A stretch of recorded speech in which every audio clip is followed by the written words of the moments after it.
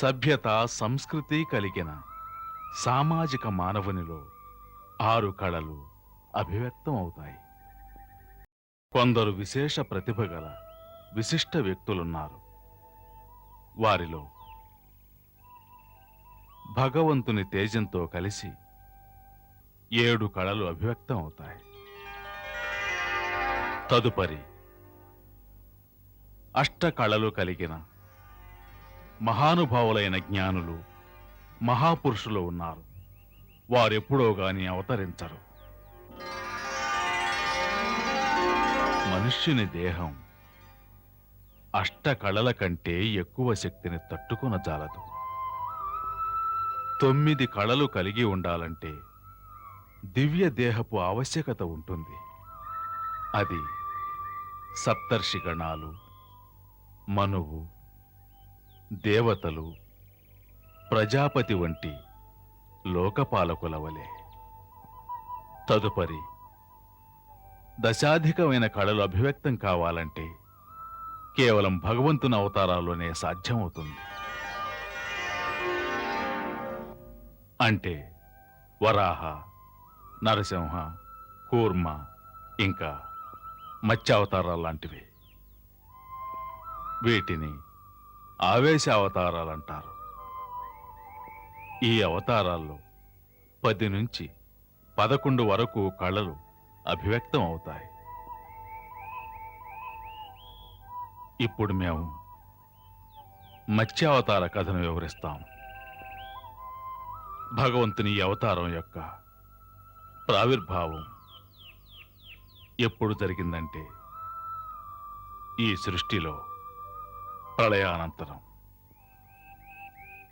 ఆ సమయాన భగవంతుడు ప్రళయం తరువాత మళ్లీ ఉద్భవించబోయే నూతన సృష్టి కోసం మనువు సప్తర్షులను వారి ద్వారా సంస్కృతి, ధర్మం, విజ్ఞానం వంటి మూలాల రక్షణ కోసం మత్స్యావతారం ధరించి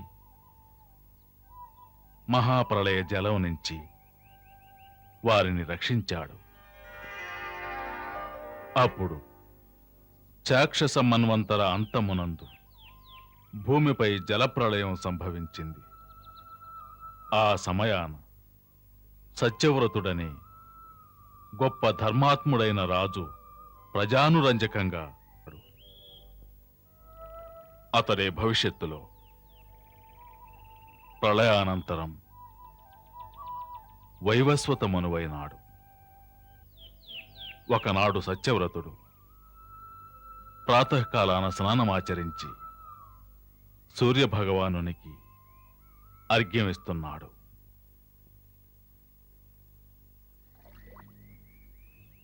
ఓం సూర్యదేవాయ నమః.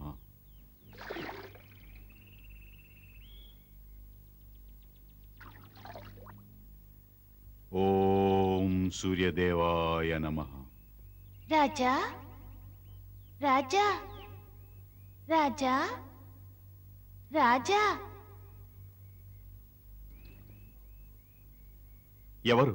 ఎక్కడున్నారు? రాజా, నన్ను తిరిగి నీటిలో విసిరివేయవద్దు. నేనొక చిన్న చేప పిల్లను. నదిలో పెద్ద చేపలు చిన్న చేపలను తింటూ ఉంటాయి. అందుకని నేను తమ వంటి వీరపురుషుల చేతిలో నన్ను నేను అప్పగించుకుంటున్నాను. రాజు చేతిలో నాకు రక్షణ కలుగుతుందని నా విశ్వాసం. కానీ రాజు కూడా నన్ను నిరాకరిస్తే నా వంటి సూక్ష్మ ప్రాణులకు రక్షణనెవరిస్తారు?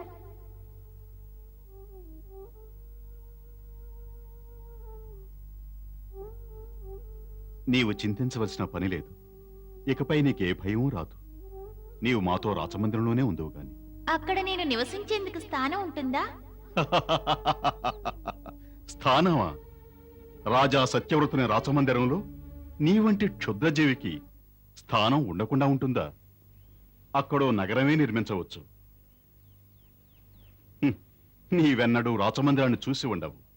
పద, మాతో వచ్చి రాచమందిరాన్ని చూద్దువు గాని. పద.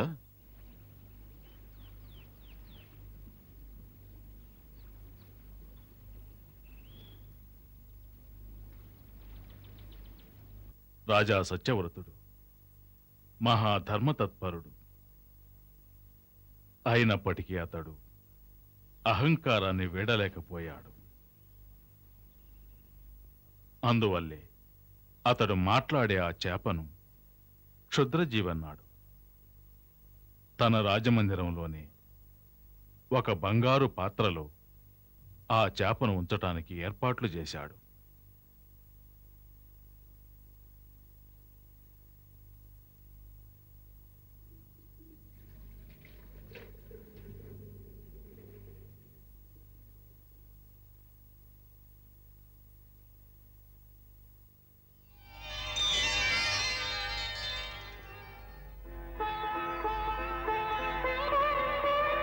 దీనికి కావలసిన ఆహారానికి ఏర్పాట్లు చేయించు. తమ ఆజ్ఞ.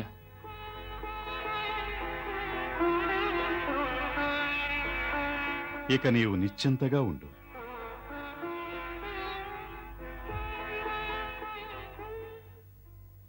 రాజా రాజా, నన్ను రక్షించండి, రక్షించండి రాజా.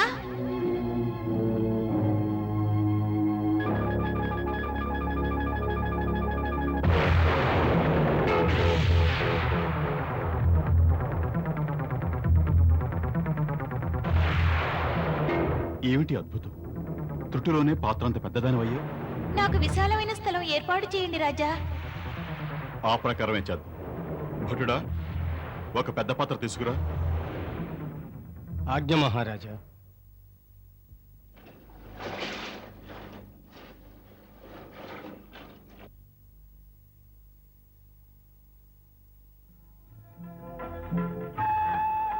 ఇప్పుడు నీవు స్వేచ్ఛగా విహరించవచ్చు.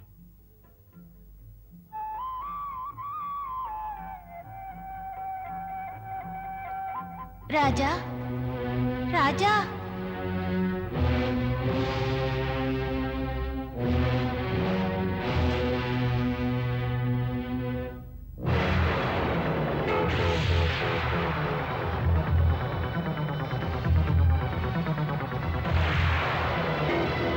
రాజా, ఈ పాత్ర కూడా నాకు సరిపోవడం లేదు. ఇంత చిన్న పాత్రలో నేను ఉండలేకపోతున్నాను. ఏమిటి మాయ, నువ్వు చాలా విచిత్రంగా పెరిగిపోతున్నావు. రాజా, నేను మిమ్ము శరణు కోరాను. నాకు సరిపోయే స్థలం రాజమందిరంలో ఏర్పాటు చేయడం తమ కర్తవ్యం. అవశ్యం, మేం మా కర్తవ్యాన్ని నిర్వర్తిస్తాం. భటుడా, ఇంకో పెద్ద పాత్ర తీసుకురా. ఆజ్ఞ మహారాజా.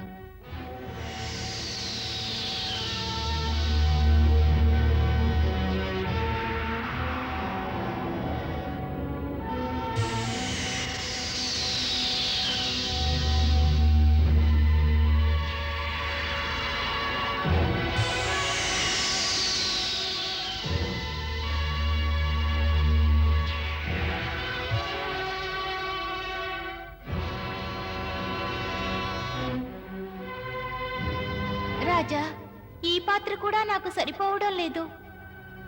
నువ్వు నిజంగా విచిత్ర జీవివి. చూస్తుండగానే వింతగా ఎదుగుతున్నావు. రాజా, అది నా స్వభావం. రూపం విస్తరించటం మొదలైతే ఇక ఆగదు. కానీ తమరెందుకు చింతిస్తున్నారు? తమ రాజమందిరం చాలా పెద్దది కదా. పెద్దదే. ఇప్పుడు నీవు దానిని చిన్నదానిని చేశావు. బోధపడింది. మేము నిన్ను క్షుద్రజీవి అన్నాం. మా అహంకారాన్ని తొలగించటానికే నీవు ఇలా చేశావు. అవశ్యం తమరు దివ్యరూపులే. ఓ మత్స్యరాజా, మాకు జ్ఞానోదయం కలిగించినందుకు మేం ధన్యవాదాలు తెలియజేస్తున్నాం. ఇప్పుడు మా రాజమందిరం విషయంలో ఎటువంటి అహంకారం లేదు. పదండి, మేం తమని విశాలమైన నదిలో విడిచి వస్తాం. అలా చేయండి రాజా, అదే నాకు సరైన స్థలం.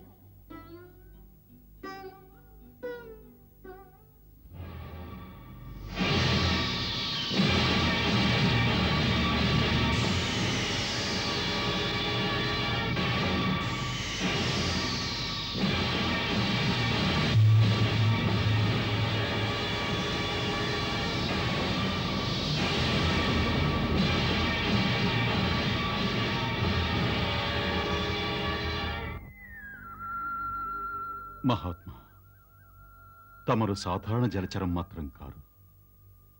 నిజం చెప్పండి, తమరెవరు? ఇలా మత్స్య రూపాన్ని ధరించి తమ మాయతో ఎందుకు నన్నలా పరీక్షించారు? ఒకే ఒక్క దినంలో ఆకారంలో ఎంత మార్పు! ఇటువంటి జలచరాన్ని నేనింతవరకు చూడలేదు, కనీసం వినలేదు. నిస్సందేహంగా తమరు సర్వాంతర్యామి అయిన శ్రీహరియే. మనస వాచ కర్మణ తమ శరణు వేడి ప్రణామం చేస్తున్నాను. హే ప్రభు, తమ అలౌకిక రూపంతో సాక్షాత్కరించి దర్శనమివ్వండి. అతని విశుద్ధ వినమ్రతకు భగవంతుడు ప్రసన్నుడయ్యాడు. అతని ముందు తన చతుర్భుజ రూపంతో ప్రత్యక్షమయ్యాడు.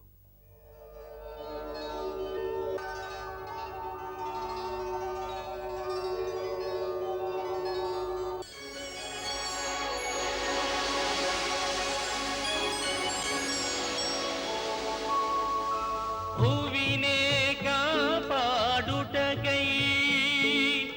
మత్స్య రూపాన్ని దాల్చేనే, శంఖు చక్ర గద పద్మధారియై స్వయముగా ఆహరి వెలసేనే. నిరాకారుడే ఆకృతి దాల్చి దర్శన భాగ్యము కలిగిల్చే, గాంచిన వారిని ధన్యుల చేసి జన్మ సఫలతను చేకూర్చే. హే సచ్చిదానంద, అచ్యుత, అవినాశ, పృథ్వీ పైన తమ ఈ అవతారం ఏదో ఒక విశేష పరమార్థ కారణమై ఉంటుంది. తమరు అనుగ్రహించి తమ ఈ దాసునికి ఈ విషయాన్ని తెలియచేయండి. ఈ అద్భుత రూపమును ధరించుటకు కారణం ఏమిటి ప్రభు?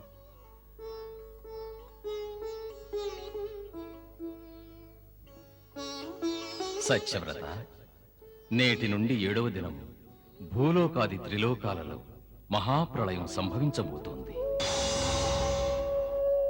ఆ సమయాన త్రిలోకాలు ప్రళయకాల జలరాశిలో మునిగిపోతున్నప్పుడు మా ప్రేరణ వలన నీ వద్దకు ఒక నౌక వస్తుంది.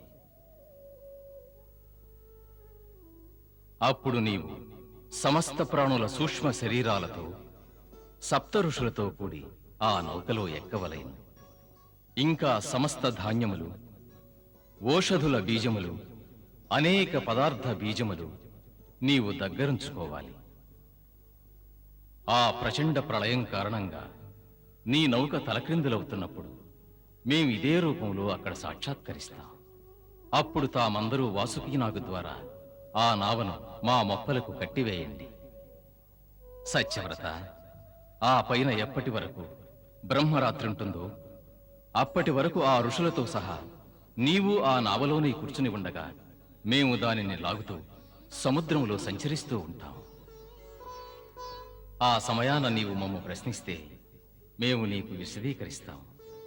మా అనుగ్రహం వలన మా వాస్తవిక మహిమ, అదే పరబ్రహ్మ, నీ హృదయంలో ఆవిర్భవిస్తుంది.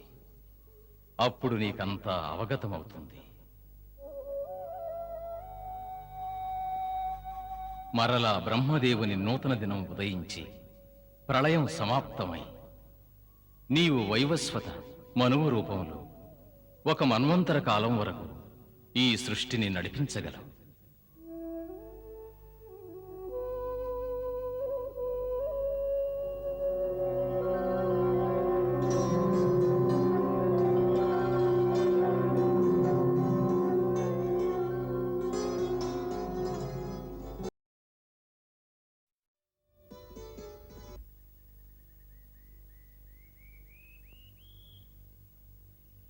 భగవానుని ఆదేశానుసారం సత్యవ్రతుడు సప్తర్షులను వెంటగొని ఒక పర్వత శిఖరానికి వెళ్ళాడు.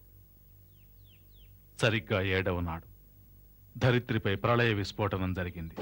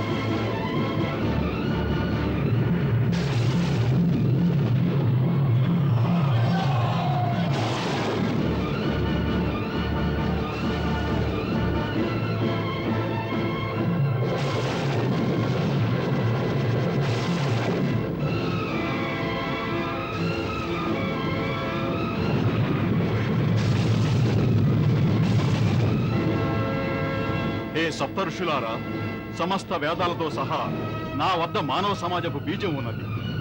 ఇప్పుడు సంపూర్ణ సృష్టి వినాశనం పాలయ్యున్నది. తిరిగి ఎప్పుడు అవకాశం, అనుకూల పరిస్థితులు ఏర్పడతాయో అప్పుడు ఈ సృష్టి బీజాల ద్వారా మనం మన యొక్క జీవన సంస్కృతుల్ని పునఃప్రారంభించాలి.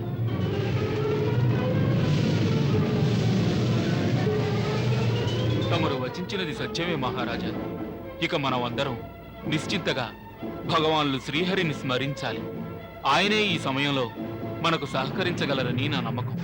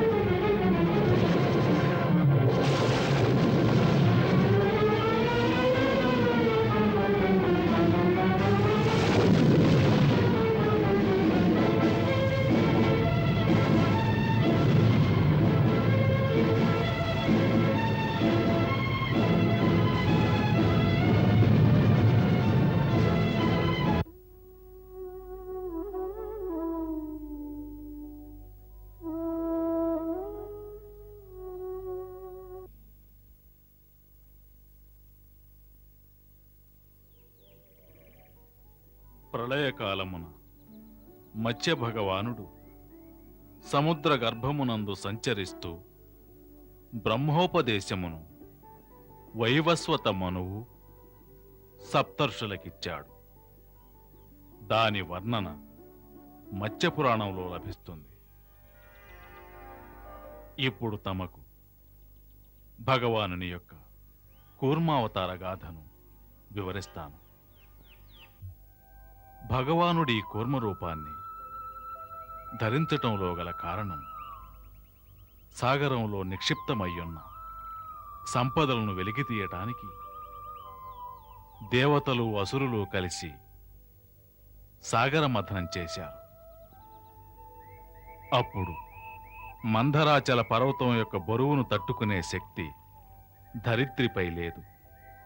మందరాచల పర్వతం సముద్రంలో కూరుకుపోతూ ఉంది. అప్పుడు నారాయణుడు ఒక మహాకూర్మ రూపమును ఉద్భవించాడు. ఆయన తన వీపుపై మందరాచలమును ధరించి దేవతలు అమృతం సేవించటంలో సహకరించాడు. వాస్తవానికి దేవాసుర సంగ్రామం తరువాత దేవతల శక్తి క్షీణించింది. ఇంద్రాది దేవతలందరూ నిర్వీర్యులయ్యారు. అప్పుడు వారు భగవానుడు శ్రీహరి చెంతకు వెళ్ళగా శ్రీహరి వారిని ఒప్పించాడు. వారు దైత్యులు మరియు అసురుల సహాయంతో సముద్ర మథనం చేయగలిగితే సముద్ర గర్భంలో నిక్షిప్తమయ్యున్న ఎన్నో అలభ్య పదార్థాలతో పాటు అమృతం కూడా పొందవచ్చునని, దానిని త్రాగటం వలన దేవతలు అమరులవుతారని భగవానుడు శ్రీహరి చెప్పినటువంటి ఈ మహాకార్యాన్ని దేవతలు ఒంటరిగా చేయజాలరు కనుక అసురుల యొక్క సహాయం అవసరమవుతోంది. కనుక దేవతలు అసురులతో శత్రుభావాన్ని, తమ అహంకారాన్ని వీడి అసురుల రాజు చెంతకు, అప్పుడు త్రిలోకాలను అసుర సామ్రాట్టు బలిచక్రవర్తి పరిపాలిస్తున్నాడు. మహారాజులకు జయము. ఏమిటి? మహారాజా, దేవేంద్రులు దేవగణాలతో సహా తమ దర్శనార్థమై వేంచేస్తున్నారు. ఇంద్రాది దేవతలేనా? వెంట సైన్యం ఉందా? లేదు గురుదేవా, వారు మాత్రమే వస్తారు. ఇదే మనకు సరైన అవకాశం. వారిని మనం బంధించి తీరాలి. మహారాజా, గూఢనిధి చెప్పేది ఏమిటంటే శత్రువుకెప్పుడు తప్పించుకునే అవకాశం ఇవ్వకూడదు. శత్రువు, సర్పము ఈ రెంటిని మనమెప్పుడూ విశ్వసించకూడదు మహారాజా. కానీ ముంగిటకు వచ్చియున్న నిరాయుధుడైన శత్రువును బంధించడం అనేది అసురకుల గౌరవానికి భంగం కాదా? దీని నిర్ణయం కులగురువులు శుక్రాచార్యులే చేయగలరు. మేం మహారాజు బలితో ఏకీభవిస్తున్నాం. ప్రస్తుతం వారు మన అతిథులు. మన నుంచి ఏదియో కోరుటకే వచ్చి ఉన్నారు. మహారాజా, శరణు కోరిన శత్రువుకు సమర్పిత నారికి ఆశ్రయం ఇవ్వడం రాజు యొక్క కనీస ధర్మం. తమ ఆజ్ఞ గురుదేవ.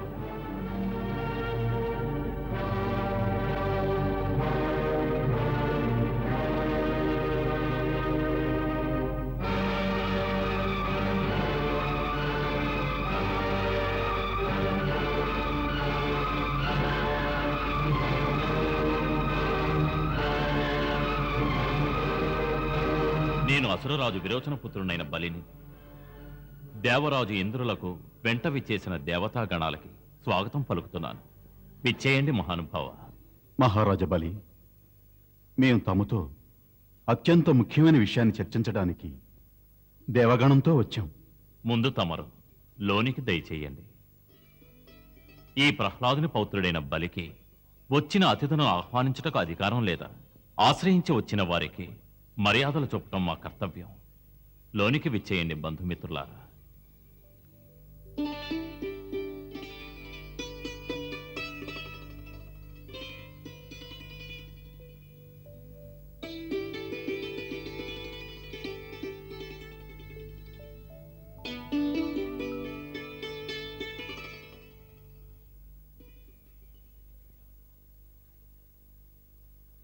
ఆసీనులు కండి.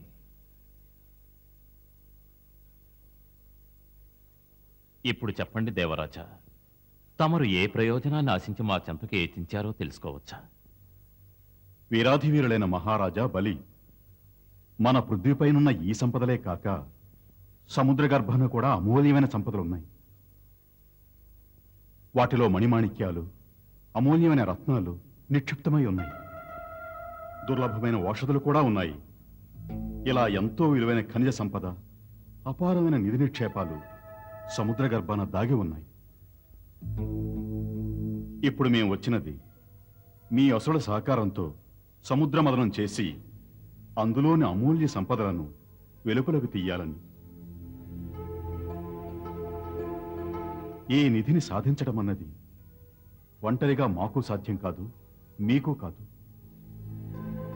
కనుక మన శక్తులను సమైక్యపరిస్తే ఈ అసంభవ కార్యం సంభవం అవుతుంది.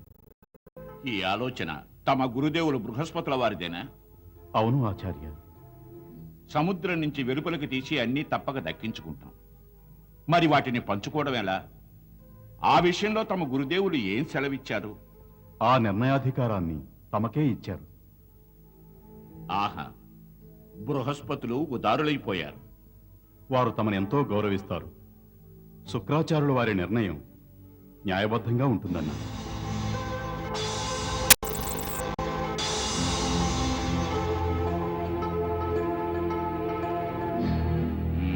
చక్కని మాట అన్నారు. ఇది మాకు సమ్మతమే. సముద్రం నుంచి లభించేది ఏదైనా కూడా దేవతలు, అసురులు ఇరువురు చెరుసకం పంచుకోవాలి. అంగీకారమేనా? ఆచార్య, మాకు అంగీకారమే. అంతట దేవతలు అసురులు కలిసి సాగర మథనం సాగించారు. దానికోసం మందరాచల పర్వతాన్ని కవ్వంగా, వాసుకీ నాగుని త్రాడుగా చేసి దాన్నొక వంక దేవతలు, ఇంకొక వంక దానవులు చిలకసాగారు.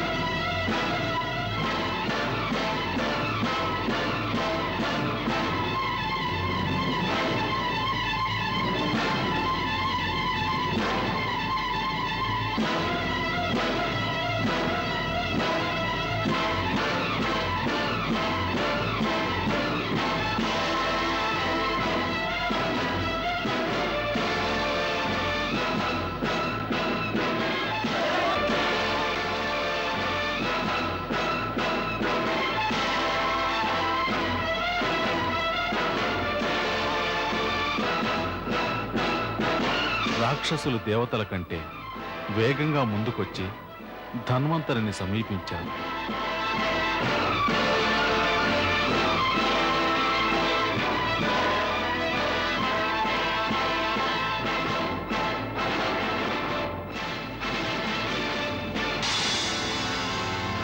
దేవతలు ధన్వంతరి చెంతకు చేరేలోగా రాక్షసులు వేగంగా ముందుకొచ్చి ధన్వంతరి చెంత నుండి అమృత కలశాన్ని చేజిక్కించుకున్నారు. చేష్టలుడికి నిలబడిపోయాడు. దేవతలు విష్ణు భగవానుని వద్దకు వచ్చి తమ పరిస్థితిని మొరపెట్టుకుని సహాయాన్నర్థించారు. ఈ సమస్య వల్ల జరిగే విపరీతాల గురించి, ఈ కారణంగా త్రిలోకాల్లోనూ రాబోయే ప్రళయం గురించి భగవానునికి తెలుసు. అక్కడ అసురులు ఒకరితో ఒకరు పోటీ పడుతున్నారు. అమృతాన్ని ముందుగా ఎవరు సేవించాలా అని. దేవతలారా, అమృతం ఇప్పటికీ సురక్షితంగానే ఉంది. తమో గుణ సంస్కారం, లోభం కారణంగా దైత్యులు ఇంకా పరస్పరం కలహించుకుంటున్నారు. అమృతాన్ని ముందుగా ఎవరు సేవించాలా అని.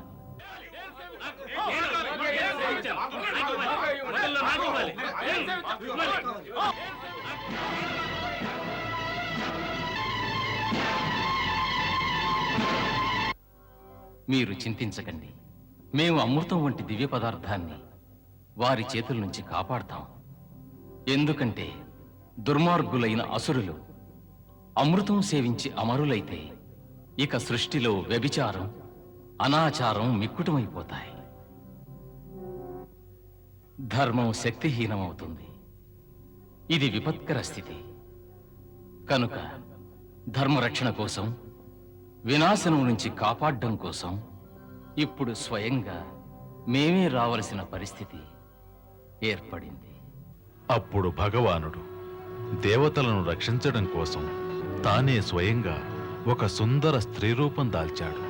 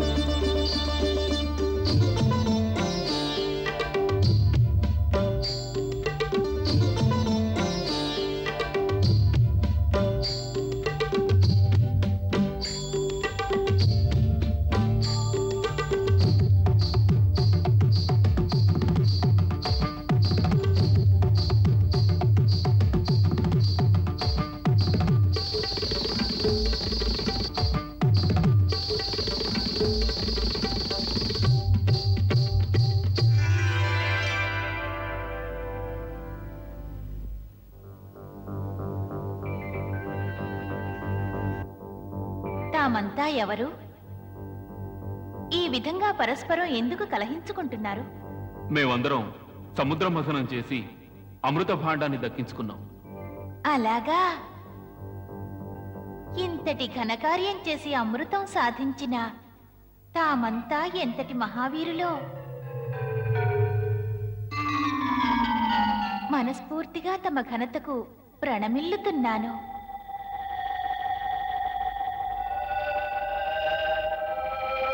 ఇంతటి మహత్కార్యం సాధించిన మహాపురుషుల సభలో ఈ కోలాహలం, కలహం ఏమిటి? అమృతాన్ని సంపాదించటానికి మా ఇరుపక్షాలు శ్రమపడ్డాయి. కానీ ఇప్పుడు ఈ అసురులు మా వంతు అమృతాన్ని కూడా లాక్కున్నారు. ఎవరు శక్తివంతులైతే వారే దక్కించుకుంటారు. మన్నించాలి. శక్తి అన్నది న్యాయమైన త్రాసు కాదు కదా. అయితే మరి శక్తి వల్ల ప్రయోజనం లేదా? లేకే దాన్ని న్యాయరక్షణకు ఉపయోగించాలి. న్యాయానికి కొలబద్ద ధర్మం ద్వారానే సాధ్యం అవుతుంది. తామందరూ ఏ కులస్థులు? తప్పకుండా ఏదో నీచ కులస్తులే అయుంటారు. అందుకే న్యాయధర్మాల విచక్షణ మీకు తెలియడం లేదు. దేవి, మేము నీచ కులస్థలం కాదు, మేము కశ్యప వంశీయులం. మహర్షి కశ్యప వంశీయులు ఇంతటి అధర్ములా? చీ చీ చీ! సుందరి, ఇంతకీ నీవెవరు? మమ్మీ విధంగా నీ మాటలతో రెచ్చగొడుతున్నావు? నువ్వు సుందరి అని సంబోధించావా? అయితే విను. సుందరి అయిన అతివకు మాటల ద్వారా ఎవరినీ రెచ్చగొట్టవలసిన అవసరం లేదు. ఆమె కేవలం భృకుటి మాత్రం కదిలిస్తే సగం జగత్తు మత్తులో మునిగి తేలుతుంది. కేవలం తన నయన చాతుర్యంతో మహామహాయోధులను, శూరులను పరాజితులను చేయగలదు. ఆమె 2 అడుగులు నడిస్తే మువ్వల సవ్వడి వీనినంత మాత్రాన గొప్ప గొప్ప సైన్యాలు చేష్టలుడిగి చూస్తూ ఉంటారు. అర్థమైందా? ఇప్పుడు నా పేరు వినండి. మోహిని. నిజమే, మదనమోహిని. కాదు, జగన్మోహిని. చక్కగా గ్రహించారు. మీరన్నట్లు నేను జగన్మోహినిని.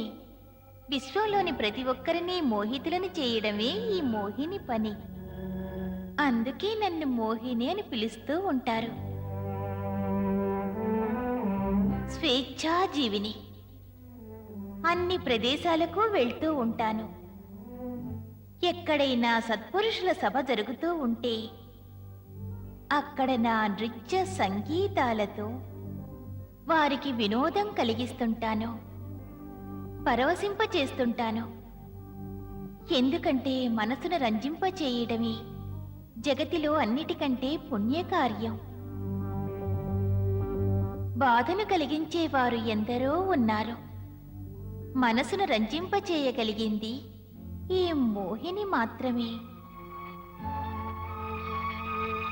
అలా తలచి అంత దూరం నుండి ఈ సమావేశాన్ని చూసి ఇక్కడికొస్తే మీలో నేను చూస్తున్నది కలహం, ద్వేషం, అన్యాయం.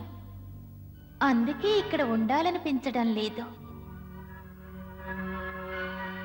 వెళ్తాను. మోహిని, నీ రాక మాకు ఎలా ఉందంటే మనోమందిరాలలో వసంత ఋతువు వచ్చినట్టుంది. ఇప్పుడు గనక నీవు వెళ్ళిపోతే మా మనస్సు వికలం అవుతుంది. ఉమ్, ఒకవేళ మేము కలహించుకోవడం, ద్వేషించుకోవడం మానేస్తే నీవిక్కడే ఉండిపోతావా? మా అందరికీ వినోదం కలిగిస్తావా? ఉమ్, భలే చతురుడవే. న్యాయాన్యాయాల మాట ఎత్తడం లేదు. మేము అన్యాయం చెయ్యం. మరైతే దీన్ని నిర్ణయించేదెవరు? నీవే. ఉమ్, అవును, నీవే. మేము న్యాయాన్యాయాలు, ధర్మాధర్మాలు నిర్ణయించే అధికారం నీకే వదిలిపెడుతున్నాం. ప్రమాణంగా? దీని మీద ప్రమాణం. ఉమ్, ఇదే అమృత కలశం. నీ ఇష్టమైన వాళ్ళకి అందించు, ఇష్టం లేని వాళ్ళకి మానే. ఉమ్హు.